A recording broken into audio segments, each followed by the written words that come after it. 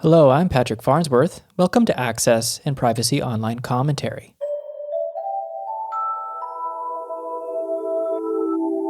With the upcoming federal election, we thought it would be a really good time to take a look at our election surveys and questionnaires. And we have our usual gathered commentators from FIPA. We have Jason Woywada and Mike Larsen with us. But today we have a special guest with Duff Conacher, is Executive Director from Democracy Watch. So Duff, thank you so much for being here. Really appreciate the time. My pleasure. Duff, if you could just give our listeners who may not be familiar with the work of your organization, just a brief rundown of what you do. Sure. Democracy Watch since 1993, when I co-founded it with others. We've been working to win changes to make Canada the world's leading democracy and corporate responsibility jurisdiction. And essentially, we have 20 campaigns in the Democratic Good Government area and 5 campaigns in the corporate responsibility area, all aimed at ensuring that everyone in politics and big business is effectively required to be honest, ethical, transparent, make representative decisions, and be waste preventing. So we'll jump into this provincial election in Ontario last month. So FIPA ran a survey, which we can get into in a moment. We'll talk about in a moment. But these are pretty regular tools used in civil society, and Democracy Watch put one of these surveys out as well. At least from Democracy Watch, what did that survey reveal to you and to the organization? Yeah, we did something a bit different, and we've always done something a bit different, which is a report card on the party's platforms. And our view has always been, if it's not in the platform, it's not important to the party. And saying to voters with their platform, this is what's important to us. And when we started out, platforms were in print form back in 93. And so there wasn't this option of referring people to a website. And some of the parties complained and said, oh, but that's our party policy to change this or change that. And you should be taking that into account in your report card. And our position was, if it's not in your platform, this is what you're saying you're going to do if you're elected. I don't care whether it's your party policy. If you wanted people to know that that's your party policy and you're going to act on it, put it in your platform. And that excuse has just faded away totally with, I don't even know whether any of the parties produce printed copies of their platforms anymore. I haven't seen one in a long time. And yeah, maybe they don't want to fill their platform with a bunch of detailed promises. But in each section, let's say it's about access to information, then say, we have more detailed proposals of things we will act on, and provide the link to your party policies or to an expanded platform on your website. There's just no excuse for saying to voters or claiming, oh no, there's a bunch of other things we'll do, but we didn't include them in our platform.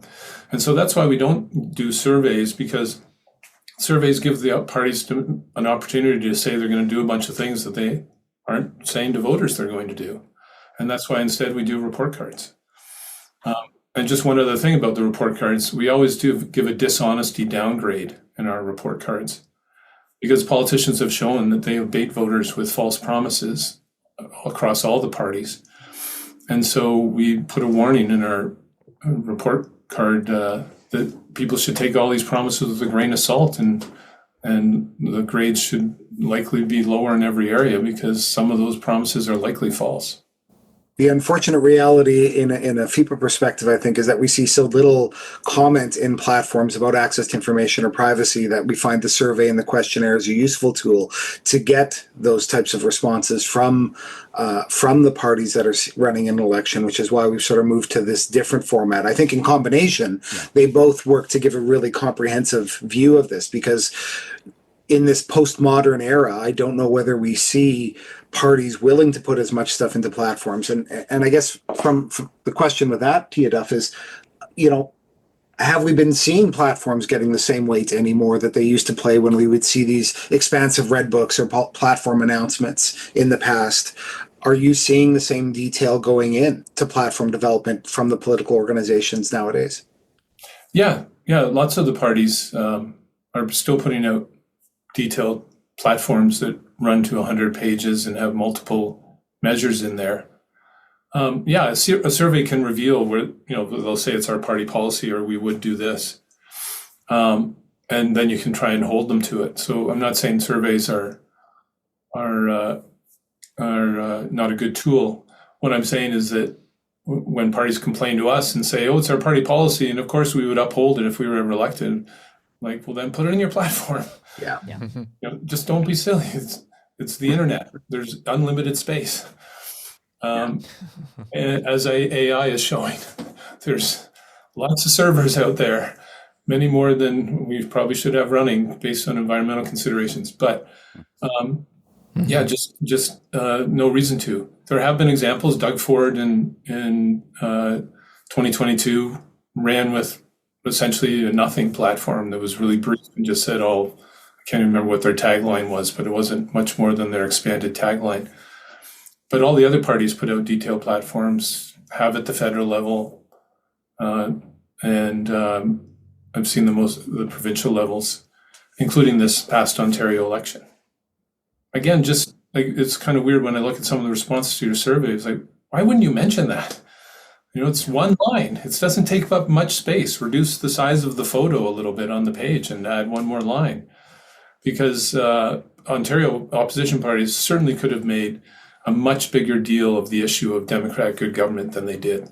I don't know why they laid low on it, because it was one of Ford's biggest vulnerabilities because of his undemocratic, bad, unethical behavior as premier. So many examples, and they didn't highlight it. They really should have gone after him about it. Well, and it's interesting when we've been looking at, as this survey has run across different jurisdictions in Canada, Susan Holt in New Brunswick, when she gave her response, she didn't respond to the questionnaire at all and simply pointed us to the platform where they had a really expansive, dynamic response in terms of accountability and transparency there. So, I appreciate the platforms are a really important way to go with that. And I'm not trying to derail or take up a bunch of time on that, but it's been interesting to sort of look at this across Canada and see how the different parties in different jurisdictions are responding and how they're dealing with these things. Yeah, she was very smart to do that, because from my tracking, swing voters in every election look to a party that will promise to clean things up, because they want things cleaned up. That's why they swing, right? Rabid partisans are rabid partisans. You can't move them. But swing voters move. And one of the big motivating factors, I think, the last 30 years of election shows is a serious promise and a comprehensive platform to clean up politics and make it more honest, ethical, transparent, representative, and waste preventing.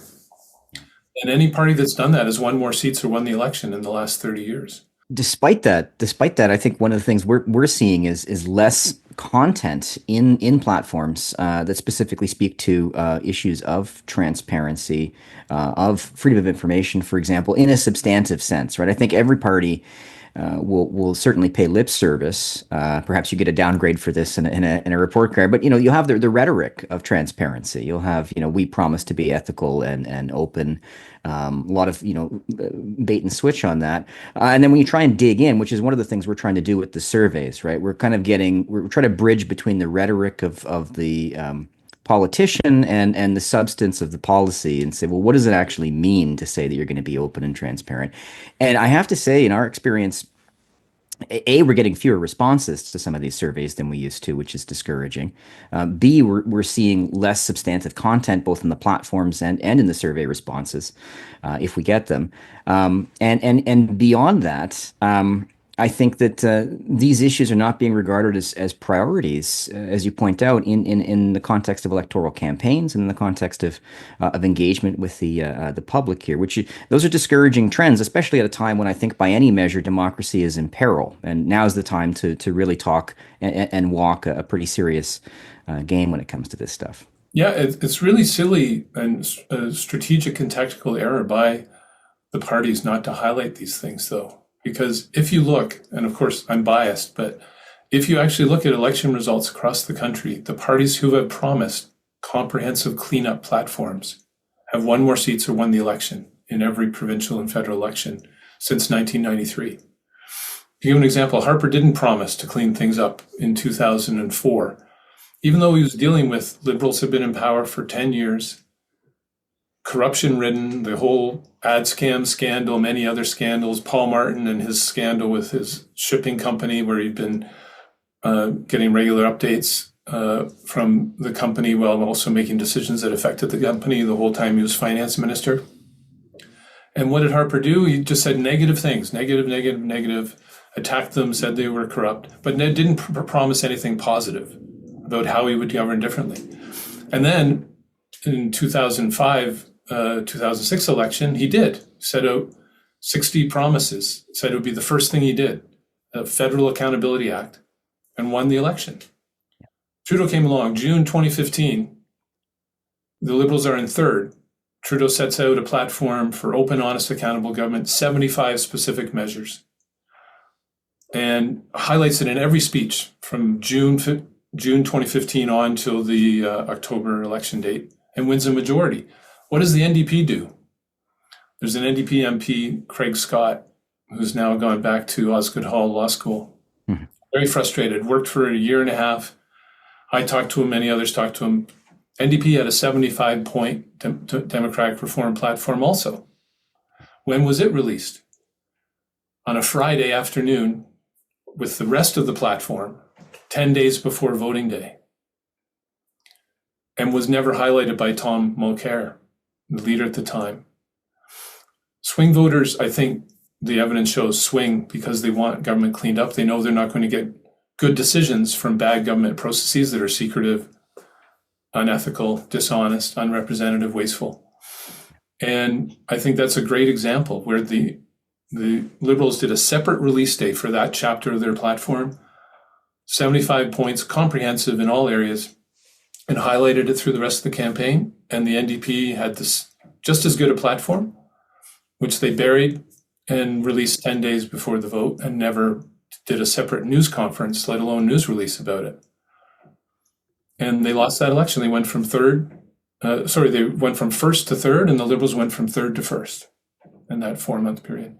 So I don't understand why the parties are not doing this, other than the fact that they want power without accountability.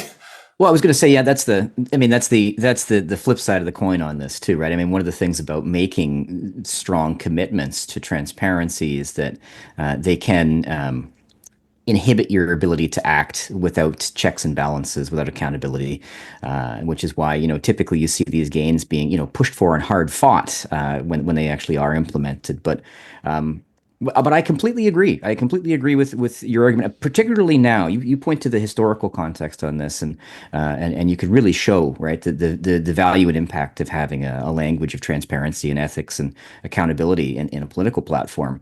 But in this current moment in time, when we're dealing, FIPA, of course, we also deal with privacy issues, and there is by any measure an urgent need to update our privacy laws because many of them are simply not fit for purpose in an increasingly digital context where you have artificial intelligence. So some housekeeping at minimum is required on this, and many pieces of legislation died, of course, in the last federal parliament, if we're looking at the federal level here, and need to be resurrected in some fashion. On the transparency side of things, we've got this, in some ways, a backslide that we're starting to see across Canada in some jurisdictions where rights to access and transparency are being increasingly restricted. So that's really an opportunity for someone to say, no, we're going to take a stand on this, and we're going to make this a central plank of a platform. Our position on this has always been that for civil society groups, advocating for transparency, in addition to any specific issues that are kind of core to a mandate, is really important because it really allows you to push forward politics of, let's say, if you're looking for environmental responsibility or fiscal responsibility or civil liberties. You need transparent government to do that. You need information to be on a level playing field. So there's I think in this time period a real urgency to foreground these issues, and I'm not saying that just because that's our mandate. I think No, I agree. When I say honest, ethical, representative, and waste preventing, the other 4 things we're trying to get everyone in politics and business to be effectively required to do, all of those depend on transparency. Because you can't tell whether someone's being honest about what they've done, what they're doing, what they say they're going to do, unless there's transparency about all those things. Ethical, same thing. You can't tell whether they're helping themselves have secret investments, secret jobs, things like that, unless there's transparency. And in terms of waste prevention, obviously you need transparency to prevent secret waste. And then even representative decisions. if the government does a poll and finds that people support a certain position, but bury that poll because it doesn't show that what the government wants to do, it shows lack of support for what the government wants to do, then they're able to go ahead and make that unrepresentative decision without people knowing that it is actually not something voters support. So again, you need transparency. So yeah, it is an underlying key to all the areas of democratic good government. Always has to be that the public's right to know is fully upheld, and there's full effective transparency with very, very few exceptions. So one other question that comes up as we're having this discussion for me is, are you seeing a difference and a distinction between the clean things up and tear things down arguments that we're seeing some parties putting forward? Because I've seen some parties starting to put forward this dynamic, and we see it south of the border a lot right now, where the distrust of the public institutions means that they have defaulted to just destroying the normative behavior or the public institutions at large. Are we seeing that playing out in a Canadian context from what you're looking at? Yeah, and I think it goes to two things. One, opposition parties not making it clear that they're with citizens and not with the big business lobbyists, which is part of the gravy train whole image and waste. And Pierre Poilievre has gone after that, saying, these corporate lobbyists are tied in with the Liberals too much, even though he's been across the country going to exclusive high donation fundraising events at the homes of corporate lobbyists or at the private clubs of corporate lobbyists with lots of corporate lobbyists at the event. But he's trying to push that button because it's the public's ripe for it. And why is the public ripe for it? Because it's true. The system is the scandal. The system allows for secret deals behind closed doors with big business lobbyists. Across the country, politicians are allowed to be invested in those same businesses that they're helping in secret.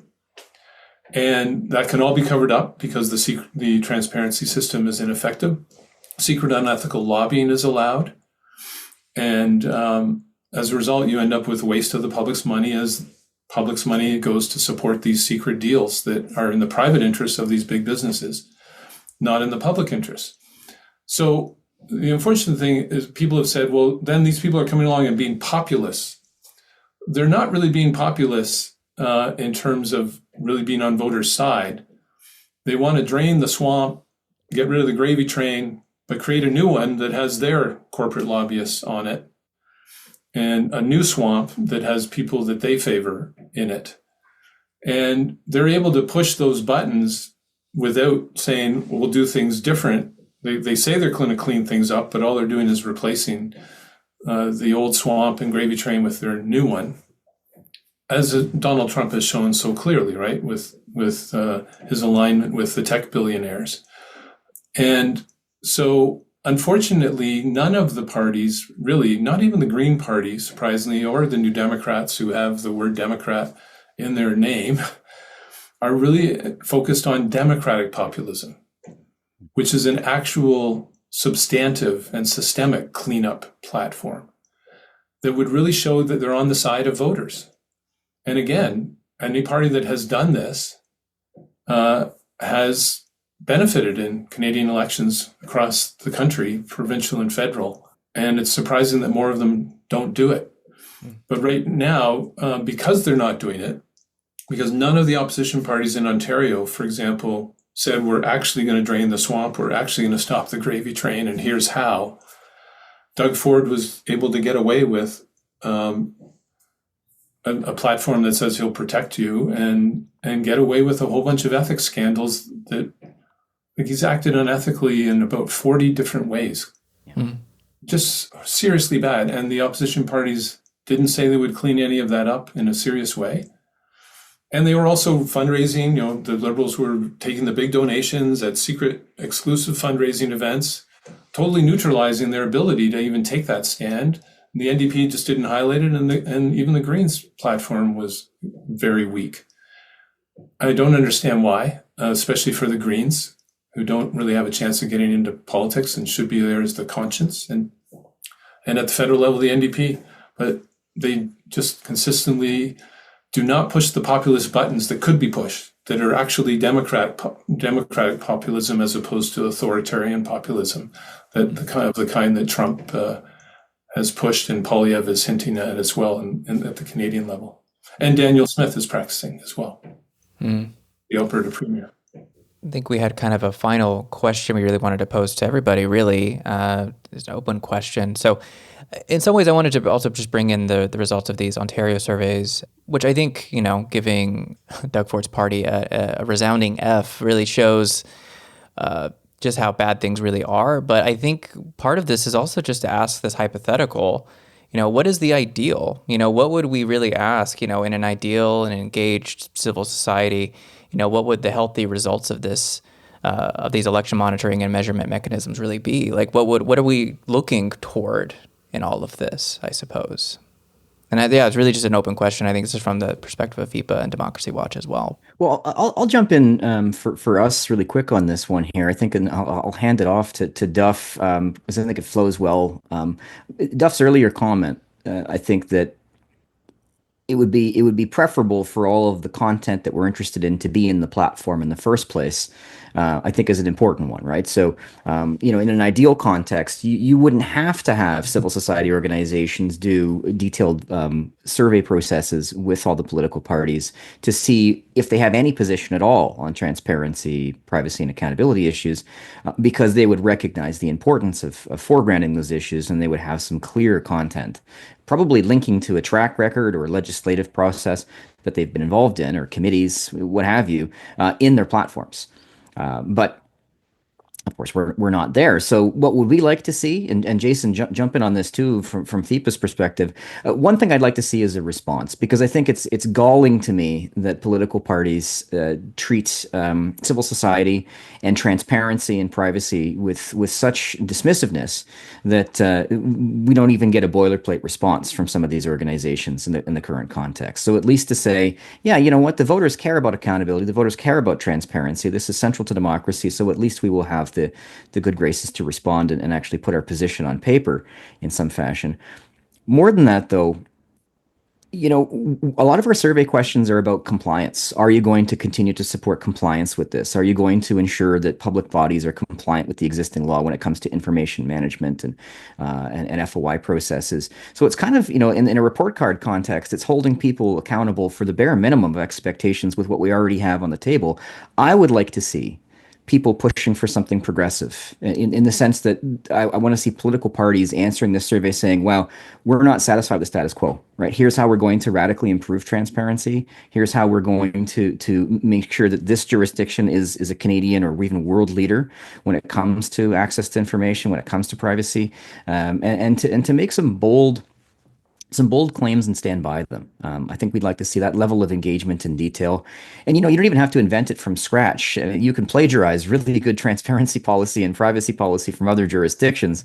And that would make for, I think, a compelling platform and something that would be, worth boosting. Ideally, just to finish off, the responses that parties give to these surveys, if they're good responses, these are great for the parties. Right? These are the kinds of things that parties can point to and say, we engage with civil society and we have these commitments and we're proud of them. And this is why you should elect us.